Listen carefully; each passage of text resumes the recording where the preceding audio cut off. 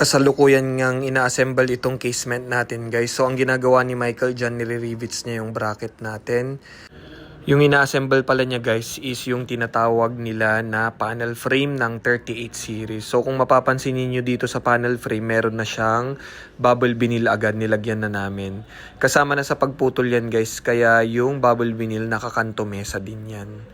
Tapos dito naman sa isang part, ang tawag naman dyan ay perimeter frame. So yung perimeter frame kasama na rin yan doon sa kinakating namin yung bubble vinyl para nakakanto mesa din. Tapos yung isang part naman na ito yung tinatawag nila na center frame. So yung center frame natin guys, ginagamit yan kapag dalawa yung owning or casement para hindi na tayo maglagay ng brace niya. At syempre mas magandang tignan yan. So ito yung isang finish product natin. Kulang pa ng handle to guys. Yan, 8 inches ang ginamit natin na 4 bar dyan. Kaya ganyan lang yung bukas niya kasi maliliit yung panel. 4 panel kasi ang gusto ni sir sa isang bintana niya. So ayun, ganyan po yung magiging end up niyan. Maraming salamat po.